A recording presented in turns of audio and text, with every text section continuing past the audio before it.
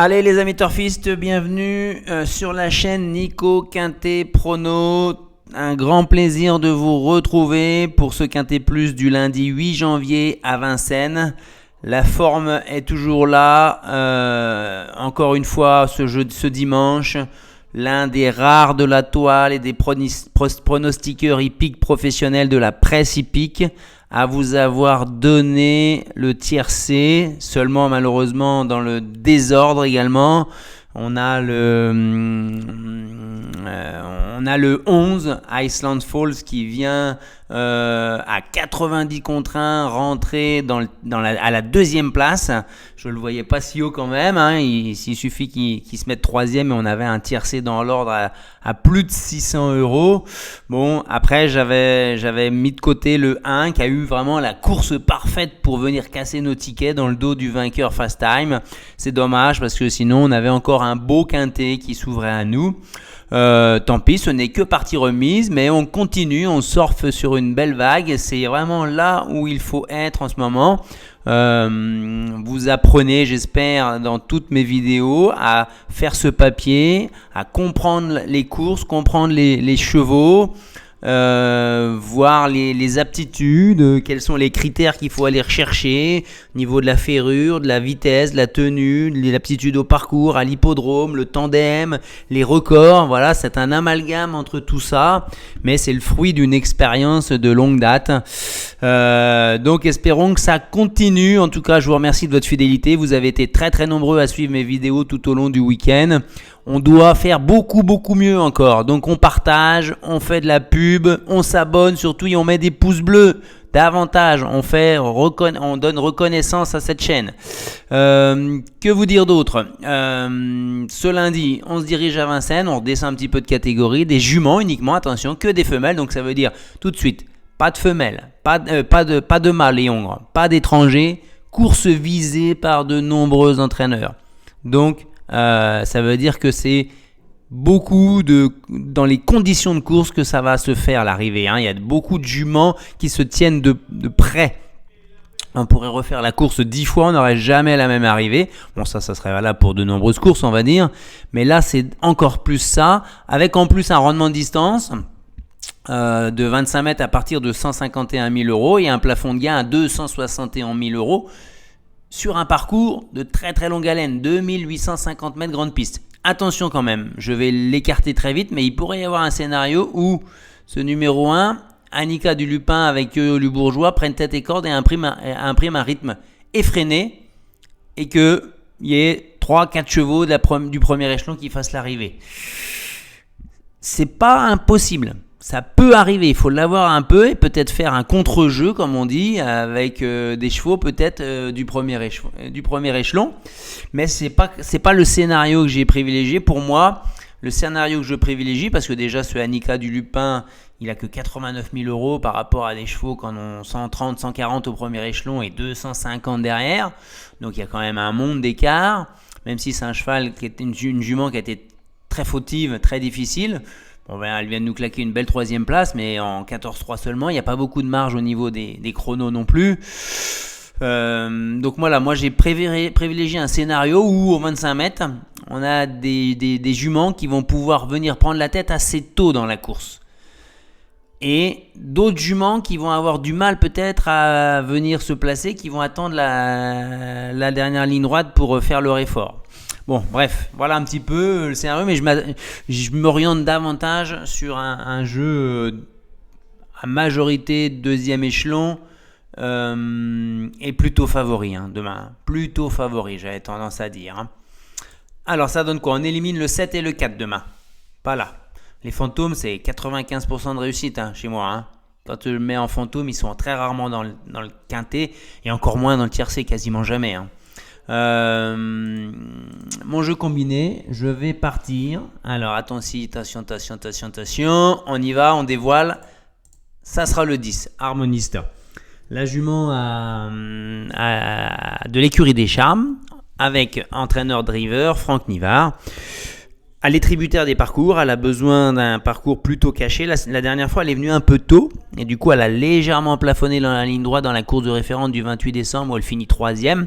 Mais c'est une jument hyper régulière, hein. Soit elle est distancée, soit elle est dans les 4. Hein. Sur 20 courses, elle est 14 fois dans les 4 et 6 fois distancée, je crois. Hein. Sur le parcours de la grande piste à Vincennes de tenue, c'est 12 sur 17 dans les 5 premiers.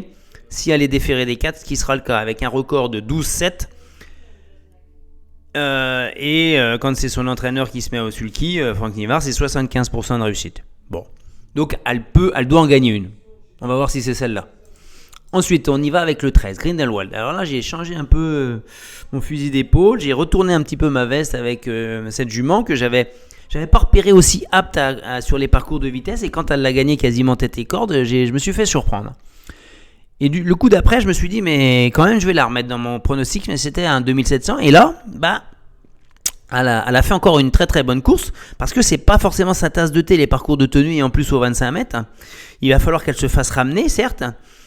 Elle préfère un peu dominer, mais surtout sur les parcours de vitesse. Là, sur les parcours de tenue, elle a besoin d'un parcours caché. Et ce qui s'est passé la dernière fois, c'est elle qui a fini le plus vite, en 9,7 les 500 derniers mètres. Avec au sulky Alexandre Abrivard, un record de 12,9. Donc il va être beaucoup plus ambitieux, beaucoup plus offensif, tout en essayant de préserver sa pointe de vitesse finale. Donc attention à elle, parce que c'est pas la favori, il annonce à 10-12 contre 1. Ensuite, Histoire du Na, le 12. Bon, c'est quasiment la co-favorite demain annoncée avec le 10 Harmonista. Hein. Je les ai mises très hautes, c'est pas souvent. Hein. Mais parce que je voyais pas grand chose d'autre. La seule réserve avec elle, c'est son chrono, où je crois qu'elle a qu'un record de 13,4 sur le parcours, mais elle est capable de faire beaucoup mieux, je pense. Elle était prête plus vite que je ne le pensais. Elle avait cassé mes tickets le 13 novembre, hein, elle faisant 3e d'un quintet. Elle a confirmé par 2 fois depuis. Elle est à 4 sur 6 ici, sur ce parcours quand elle est déférée des 4. Elle est un peu inconstante parfois, elle est un peu fragile, difficile à entraîner, donc il vaut mieux qu'elle soit en course. Et là, elle est prête, quoi. Hein. Elle doit continuer sur sa lancée avec Mathieu Abrivard pour une écurie qui présente 3 chevaux demain. Hein. Le 1, Marion, il présente le 1, le 12 et le 16. Je vais en retenir 2. Ensuite, le 14, Gloire du Perche. C'est vrai que je m'inquiétais la dernière fois, elle est rentrée en 5e position, je ne l'avais pas mise dans mon jeu parce que elle est face aux 7 ans, elle. C'est une G et elle est H en face, mais elle vient de rivaliser avec elle et de quelle manière? En faisant une très très belle fin de course, en venant de la dernière place. Elle a un record de 12,6, c'est quasiment le meilleur record des concurrentes. Hein. Elle va attendre, elle va finir. Maintenant, est-ce qu'elle va être trop loin de la tête pour revenir? Je ne sais pas. Elle a 5 sur 10 sur le parcours. Et quand elle est déférée, elle est ferrée ainsi, c'est-à-dire plaquée des intérieurs et déférée des postérieurs, c'est 3 sur 5 sur le parcours. Donc il me semble quand même assez incontournable compte tenu de ce qu'on a vu la dernière fois. Ensuite, le 5, Harassante. Alors, c'est ma première jument du premier échelon, Harassante. Elle prend des petites places dans des lots de femelles, comme ici, hein, sur Paris. C'est une jument qui est très fiable, qui est hyper courageuse, qui fait toutes ses courses. On ne peut rien lui reprocher à cette jument-là. Hein. 3e, 5e, 5e, 1er, 7e, 5e, 2e, 7e. Rarement non placé, rarement disqualifié pour un propriétaire. C'est toujours dans l'argent, ça. Hein. C'est toujours dans l'argent. Ils prennent toujours un chèque. Hein. Elle est à 3 sur 6 sur le parcours. Et elle a un record de 13,4, ce qui lui fait d'elle le meilleur chrono au premier échelon. Ah non, deuxième derrière le 6, pardon.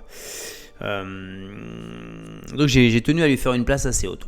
Ensuite, on y va avec le 16. Je vous le disais, Guardia, le deuxième atout de l'écurie Marion. Hein.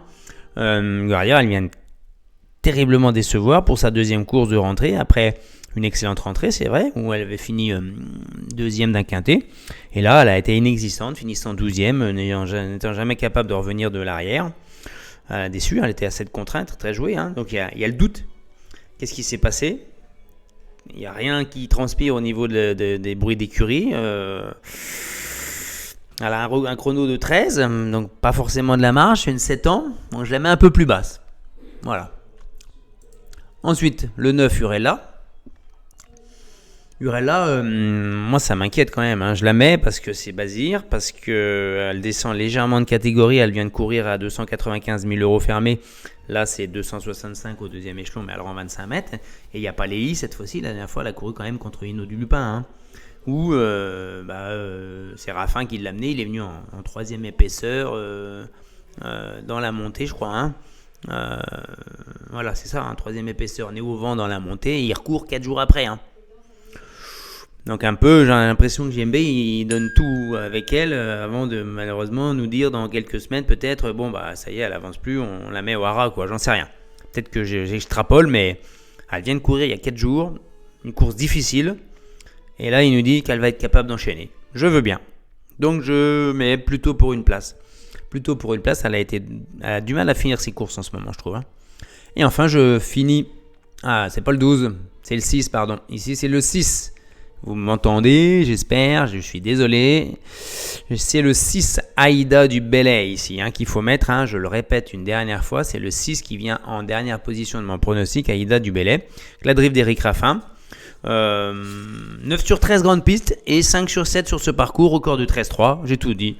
Je suis obligé de lui faire une place dans le chrono. Donc le 6 ici. Hein. Et enfin, le regret, ce sera le 2 Fergie Island. Avec Gabi en bout de piste en cas de non partant. Voilà. Le béton, on y va avec Harmonista. Voilà. Ensuite, le copain avec Grindelwald. Je vous ai tout expliqué là. Le coquin, ça sera Harassante. Du coup, il y aura une bonne petite cote pour Harassante. Hein. Je n'ai pas exactement en tête la hauteur de la cote, mais j'ose espérer qu'il y ait au moins du 20 ou 30, 20, 25 contre 1 peut-être demain. Qu'est-ce qu'ils annoncent avec Harassante? 29 contre 1, oui, voilà, c'est ça. Et la déception, ça pourrait être Haute-Ligne de Quercy qui a vraiment qui n'est pas une priorité, qui a été dur au 25 mètres. Bon, voilà.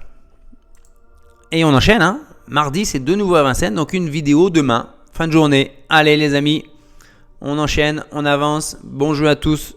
Bye bye.